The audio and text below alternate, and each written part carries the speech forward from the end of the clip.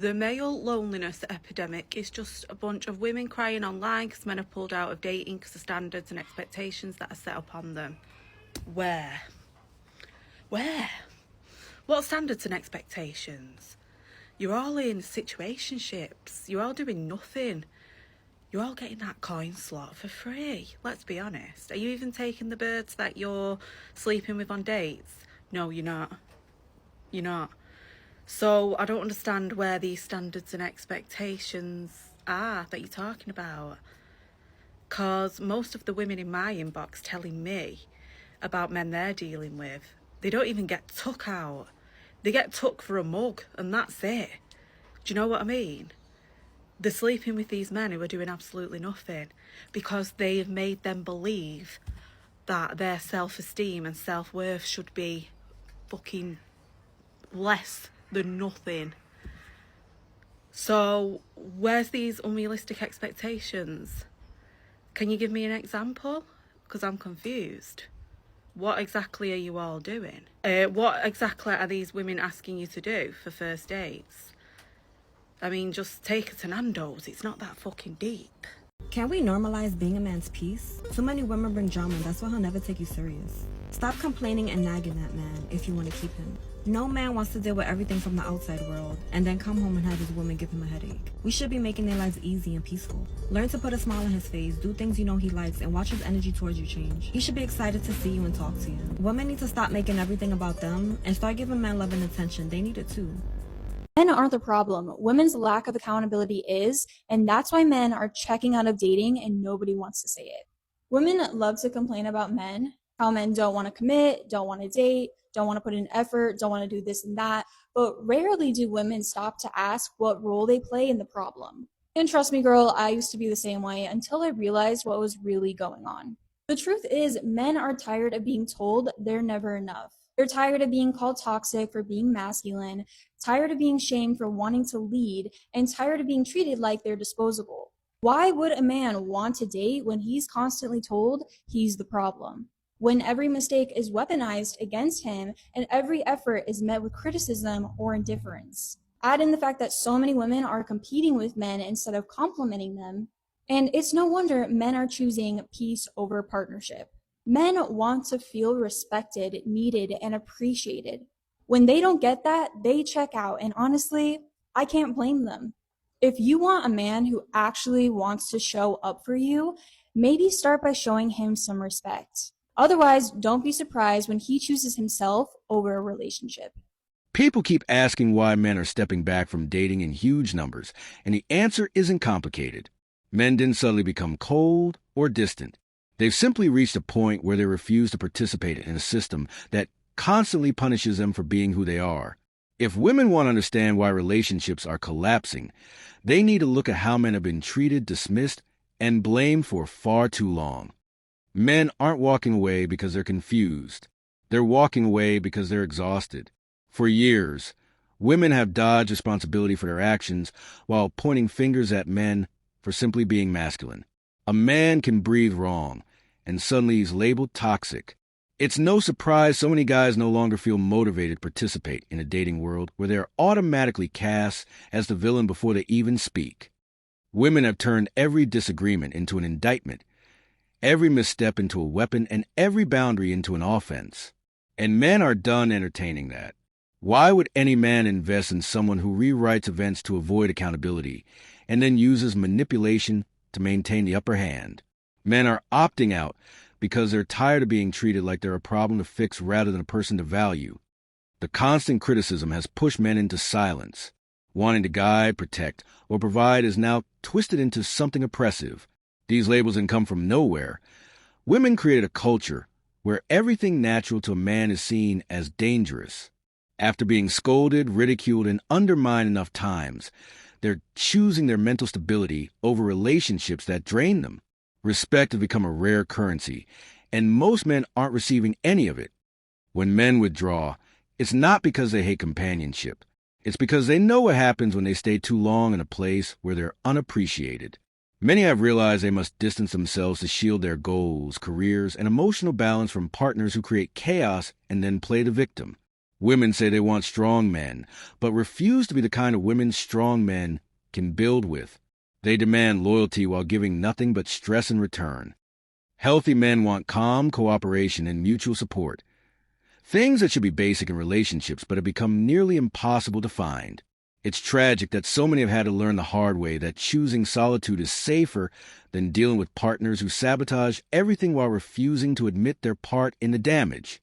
Until women reevaluate their own behavior and stop destroying the very stability they claim to desire, men will continue walking away without hesitation. So let me pick up where I left off. Fellas, you keep saying, I'd rather stay single. Women are too much. I don't need the headache. I get it, but let's be real. That is crap. You don't actually want to die alone with a freaking gaming console and a fridge full of frozen pizza. You don't, because guess what? Biology doesn't lie. Men and women were designed for each other. That is masculine and feminine polarity. That's not just some TikTok buzzword. That is nature. That's why when you're with the right woman, everything in your life sharpens. Your drive, your purpose, your discipline, everything. Now, sure, being single is easy. No drama, no compromise, no responsibility. But easy gets old. The hookups get boring. The soulless sex gets depressing. The silence in your house starts getting loud. And then what? You're 40, 50, 60 years old. Nobody by your side. Nobody in your bed. Nobody to build with. That is not freedom. That's failure. Here's the truth. Men need women and women need men. That's a beautiful balance. That's order. That's how we're wired. The problem, though, is too many men give up before they figure us out. They throw their hands up like it's too complicated instead of leaning in and cracking the damn code. When you do crack the code, life gets great. You get respect. You get loyalty. You get passion. You get peace in your home and fire in your bedroom. That's not a bad deal if you ask me. That's a jackpot. So stop lying to yourself that staying single forever is the move. It's not. Master your woman. Don't run from her, because the man who figures out his woman is the man who truly wins at life. Men keep saying they'd rather stay single for a reason, but she's trying to spin it like men are confused about what they want. She claims men only say women are too difficult because they're running from connection, but that narrative ignores the real issue. Women create an environment where men gain nothing and lose everything by partnering up. Men aren't hiding from love. They're avoiding chaos. She argues that men aren't actually choosing solitude, that they secretly crave partnership. Yet she refuses to acknowledge why so many men feel safer on their own. Women demand emotional labor while offering zero stability. They expect devotion without providing a peaceful atmosphere. Men walked away because women stopped giving them anything worth staying for. Her claim that male and female energy naturally pull toward each other sounds nice, but she leaves out the part where women constantly disrupt that balance.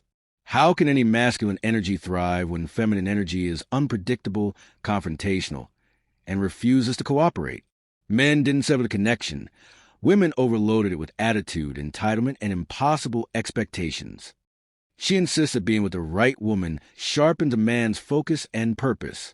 But women today rarely help a man rise. Instead, they drain his time, scatter his concentration, and derail his goals with endless drama. Men aren't becoming stronger in relationships anymore. They're being pulled away from their ambitions because the modern woman refuses to uplift or support him. Her whole argument collapses because it refuses to recognize women's role in shattering the bond she claims is natural. Men didn't stop pairing with women because they abandoned biology. They stopped because women abandoned cooperation, humility, and partnership. If women want men to choose them again, they should first fix the behavior that pushed men into solitude in the first place. These men want you to meet them where they're at, which is in the pits of hell or at a local coffee shop. And I'm not doing it. I'm not interested. Also, a walk date is like beyond me. I'm not getting my 10K steps in with you, sir. I don't give a fuck to do that. I view that as a low effort date. I don't want to meet a man that's showing low effort. So gentlemen, is going on a coffee date the pits of hell to you? Do you think going on a walk with a woman means that you're low value and that you don't have worth? Well, let's discuss this. Ultimately, men are pushed to perform. They're pushed to become something they're not. And really and truly and ultimately, you are going to end up with someone, and the excitement will be when you're old and grey, going on a 10k walk and having coffee at a coffee shop. So why wouldn't you start there? But ultimately, it's not about performance, it's not about instant gratification, and it's not about grand gestures. What it's about is somebody that's genuinely wanting to connect with you. They want to find out about you. Does she love coffee? Let's go to a coffee shop. Does she love like sunset walks? Is she into cooking? Let's go to a cooking class. Does she like play? Let's, go to this new adventure thing that's to do with play. A man that's invested in you will be attuned to you. He will want to find out, when was the happiest time of your life?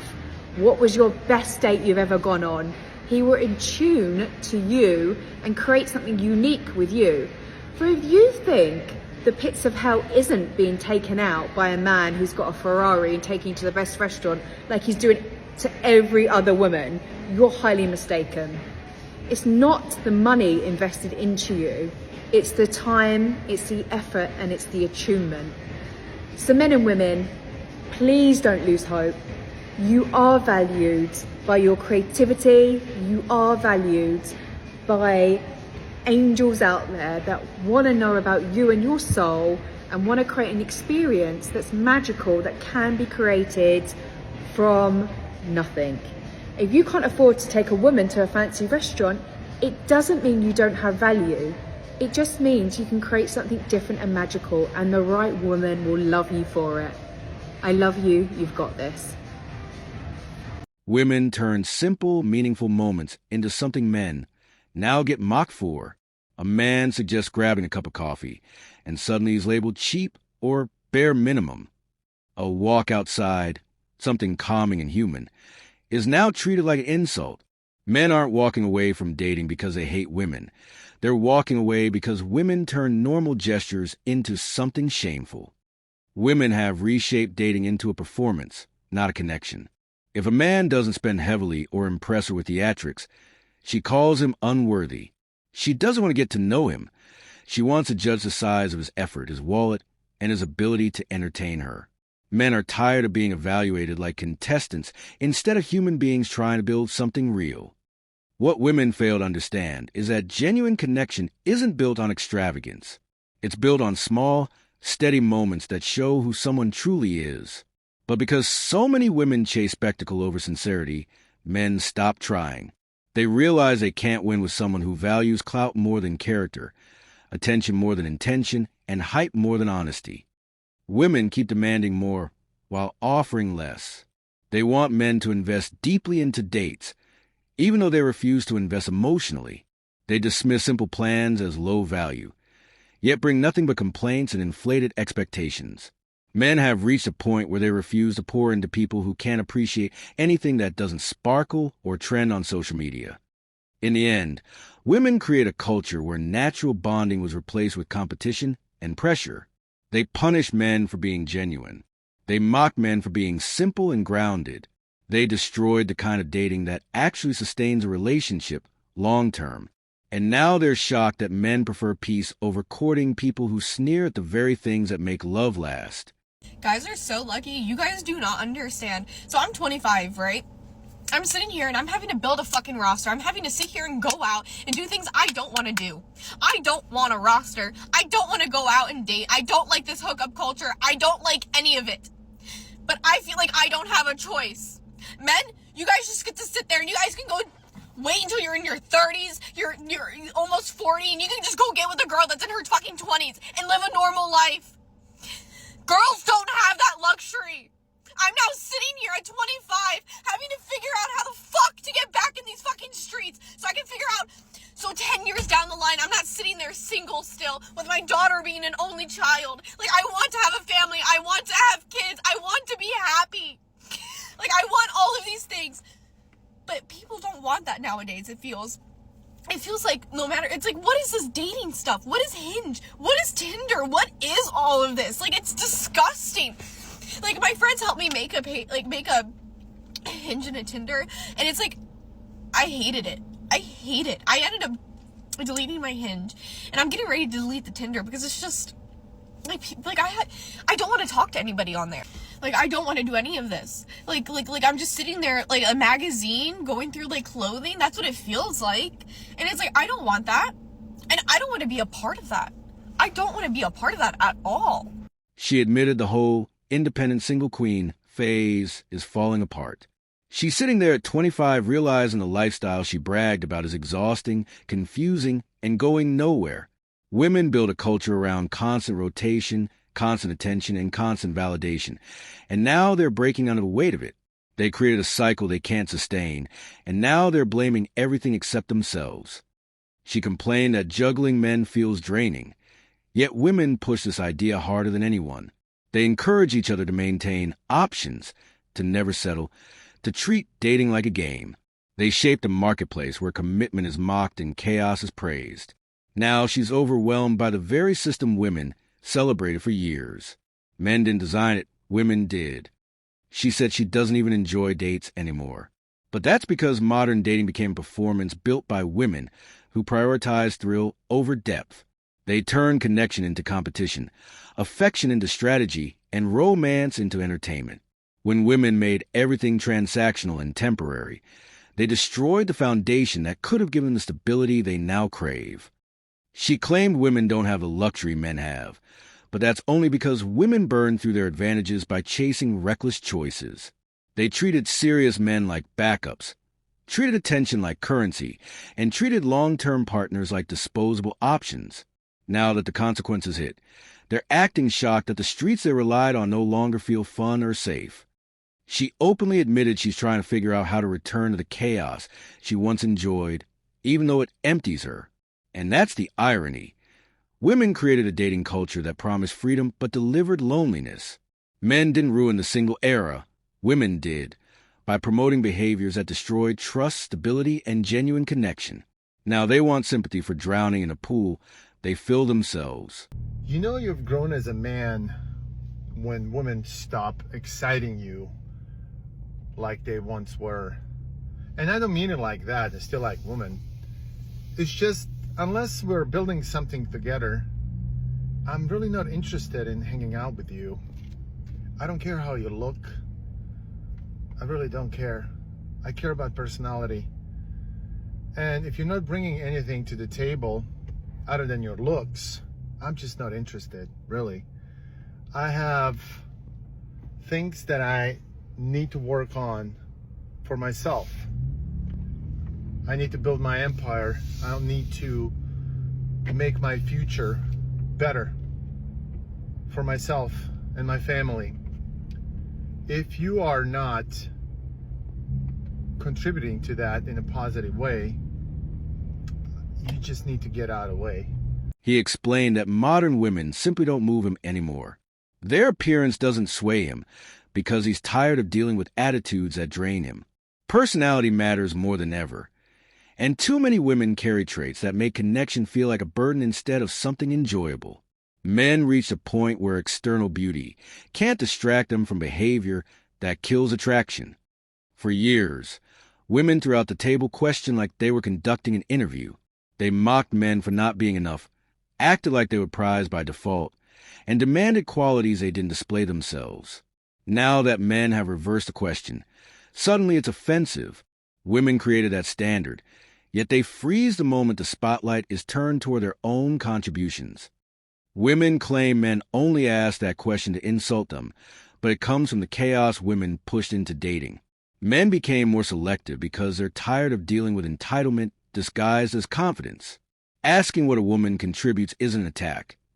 It's a reaction to years of being treated like automatic providers while receiving nothing meaningful in return. She argued that men who ask, "What do you offer?" assume women can't take care of themselves.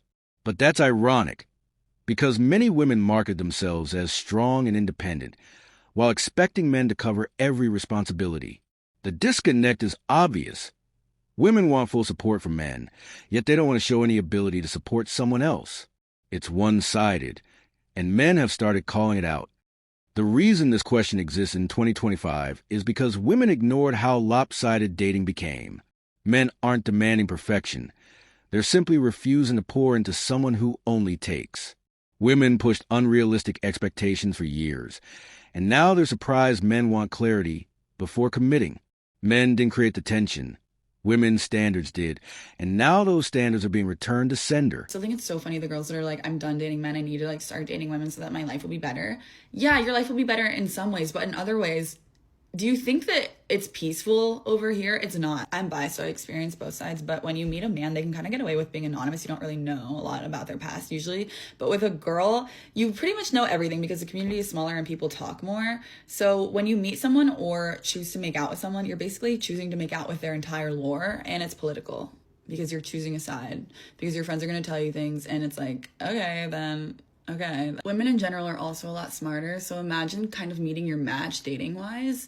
It's kind of like playing chess with someone that you think is hot and you're like, I don't even know how to play chess. And you're just making it up and you just want them to like you and you don't know.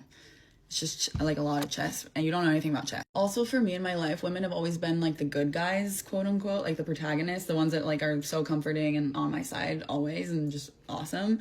So when you get hurt by a woman for the first time, it feels catastrophic. It like rocked my entire world and everything, my entire worldview. Like you're like so emotionally interconnected with the person that you're dating or the person that you're seeing.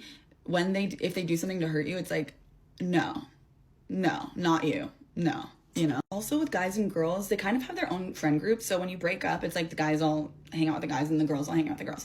In the lesbian world, it's all one friend group. So imagine going through the most like heart-wrenching catastrophic breakup of your life, or even like a situationship breakup, and then just seeing people post your worst enemy that month. And it's just like, dude, et tu brute, every day feels like et tu brute for the longest time. And then you kind of just realize, okay, I can't really blame them. Actually, you still stay mad about a lot of random things, because it's actually pretty fun other than those things. But you tell me. Dating on the other side looks thrilling until you're actually in it. The person in that video explained that the experience is lively but never calm, and that message matches what many men have been trying to say. The energy is constantly shifting, emotions rise fast, and every small moment turns into a deeper discussion. Fun? Sometimes. Peaceful? Rarely. People announcing they want to switch teams are really chasing the advantages they imagine the masculine role has. They see the freedom, the simplicity, the lower emotional load, and they think stepping into that position will feel easier. What they never consider is that the masculine role demands structure, patience, and consistency, qualities many avoid when they're used to being the one reacting instead of leading. The comparison to chess was telling. Every move becomes a test, every word is analyzed, and every action feels like it has to be calculated. That's exactly the pressure men have been under for years. Constant vigilance. No room for a misstep. The emotional environment becomes a battlefield, not a partnership. Some jump into same-sex dating thinking the stress they ran from will disappear, but the same pattern shows up immediately. Relentless questioning, shifting moods, competitive tension, and overthinking. The chaos isn't coming from the gender of the partner. It's coming from the emotional blueprint carried into every connection. Hearing same-sex dating described as a strategic game exposes a hard truth. The lack of peace in relationships isn't caused by men. It's generated by behaviors that create instability no matter who the partner is. The same issues follow them everywhere because the source isn't outside. It's in the way they communicate, react, and manage conflict. That's why so many men refuse to carry the blame anymore. When the same patterns appear no matter who they date, it becomes obvious the problem isn't masculinity. It's the instability brought into relationships by people who never take responsibility for their own behavior. Men are choosing calm environments because chaos isn't worth tolerating. If respect, balance, and emotional control aren't part of the deal, they walk away. And honestly, no one should be shocked.